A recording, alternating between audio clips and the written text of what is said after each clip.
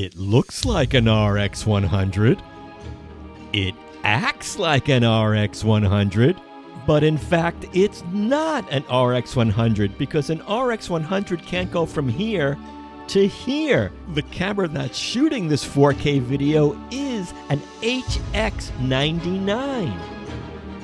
So this model was released in 2018 for $450. But look how much it's selling for used now. Do they know something we don't? So it's an HX, not an RX, and it's a 99 and not a 100.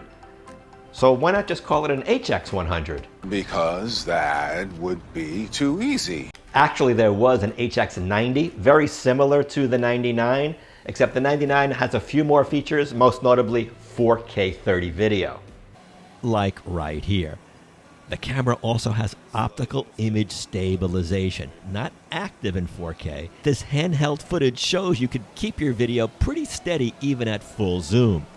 And the reason the camera can zoom so much more than the RX is because of the smaller 1/2.3 inch size sensor.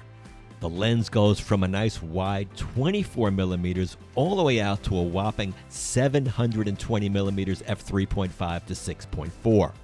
Such a wide zoom range in such a small camera makes it great for travel. Now, even though the cameras look very similar, there are some differences. The 99 has a little grip on the side, which makes that convenient, whereas the 7 is just very shiny and easy to drop. You pop up the viewfinder with the 99, but you also have to pull it out, where you don't have to do that with the 7. Also, the magnification is very low on the 99's viewfinder, and the image is so small it's hard to really see things clearly. And I'm not really crazy about the chintzy little focusing dial of the viewfinder. It seems to move on its own. The rear screen at 921,000 dots does the job, and the camera uses Sony's old RX100 menu system. But how do the pictures look?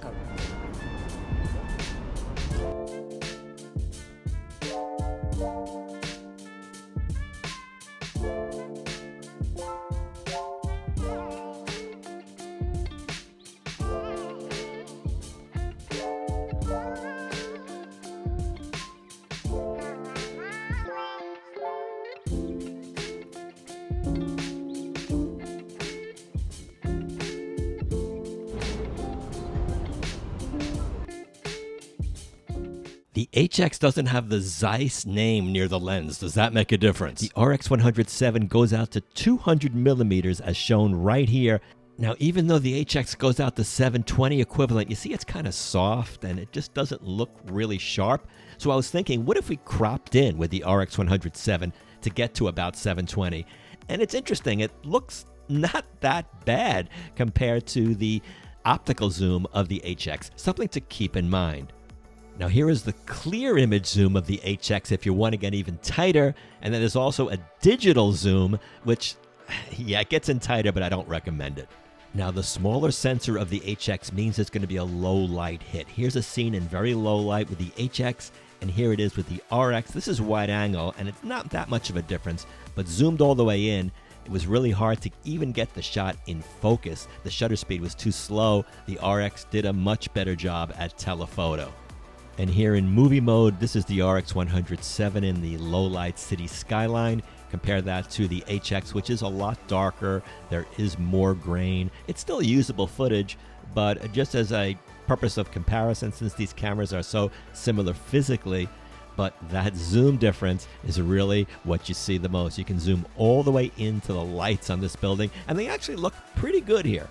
Sony has made a lot of advances in autofocus over the last few years, especially in their AI autofocus. Now, naturally, this is an older camera, and it doesn't have any of that. But I wanted to test and see, is this camera capable of keeping good focus? And from my testing, as you could see, here is the recorded footage. It did a good job going from my hand to my face to the background. No issues. I don't think you can have a problem with autofocus with this camera. However, let's go out into the real world. You see this guy all the way across the street. I wanted to get a shot of him not blocked by anybody, so I took a few shots, and I'll show you what the results were. Kind of interesting. Now, they're in focus for the most part, but a little bit soft, as I mentioned. This one was out of focus. It just back focused. This one too. But I took a few shots, It does get soft. The grain picks up, again, with this slow lens. I kind of like this look here, but I really like this picture with the guy with the cigarette in the background. I used Luminar to put a filter on and take out some of the noise, and here's the end result. Now, there were other instances on that same day where the image doesn't soften up as much, like this guy here with the hat who's using his cell phone to take some pictures. I got in really tight, and you can see that the image is not as soft. Actually, you can see a lot of his razor stubble. This is pretty cool how tight you're able to get with this camera from a distance. Are we having fun yet? If so, please take a quick second and give this video a like and subscribe to the channel as we continue to learn about this interesting piece of old tech from Sony. You know, you don't always have to use the extreme end of the zoom. These shots were just taking at a normal focal length. Well, but it's more fun to use the zoom. Like this shot here, this woman was all the way across the street, and I was able to get a nice shot of her. Now I want you to know about a few other things if you're considering getting the HX99. So before you get any camera, you should have a new SD card ready, and I had mine ready to insert in the bottom of the camera until I noticed, wait a minute, you need a micro SD card for this camera, not a full-size SD card. As far as ports go, there's a micro USB for charging. There is no mic input, but there is an HDMI out. Now back to the streets with the HX99. I got this guy. I thought he had an interesting head of hair and beard, and it came out nice and sharp. And the rear screen is bright enough to confirm those results. Now this is New York City. You're going to see all sorts of hairstyles, and this guy with the greenish colored hair I thought might make for an interesting shot. It is a little soft, but some shots are better than others. Try to take as many shots as you can and pick the best one.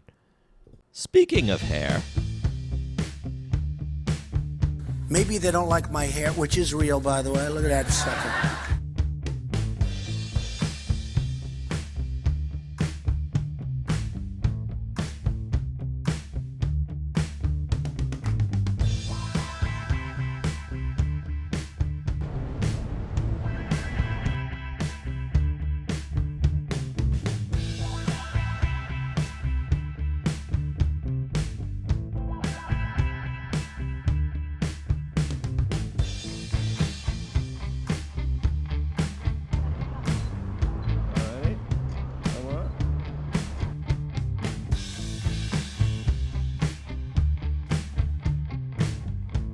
Smart dog.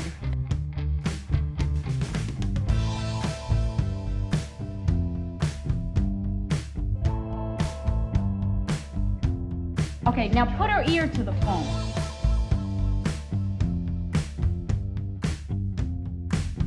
Look, it's Tuba Girl. so not to toot the horn of the HX99, but the real reason this is like an RX100 on steroids is because of that extra zoom. But when you take steroids, you know there are some negative side effects. Well, not that negative, but I'm really talking about when you use the long zoom. At the long end of the zoom, images tend to get a little soft, and that's typical of a point-and-shoot camera with a built-in lens. It's very hard to stay sharp throughout the zoom range. Also, because of the slow aperture and the small sensor. Now, there are some outside programs which can really improve picture quality now. It's amazing. You have denoising programs, sharpening programs, and so those are options if you still want this camera, yet you want to have better pictures. With this picture, I upped the resolution in gigapixel AI and also denoised it, and I think it looks somewhat better. So as I mentioned in the beginning of the video, you can find these cameras on eBay, but the prices are kind of high. Just be careful. If you buy it from Japan like I did, because there's not many offered in the United States, make sure that the language is US as well. Some of the models from Japan are only in Japanese, which means the menus are going to be in Japanese, and that could be a problem for you if you don't speak Japanese. But look at these prices. These are the sold prices on eBay, not what they're asking for. And you can see they're anywhere from $500, $600, $700, even $900. So this camera really is selling at a premium. It's incredible. I also have a lot of pictures of me shooting the ground because the buttons are so small and it's really easy to hit that movie record button inadvertently. But that's just the price of having a small camera. It is a small camera, but it is really a big zoom. Thanks so much for taking the time to watch. I appreciate it. Stay tuned for more super zoom videos. old tech, new tech, all come together on Tech to Remember.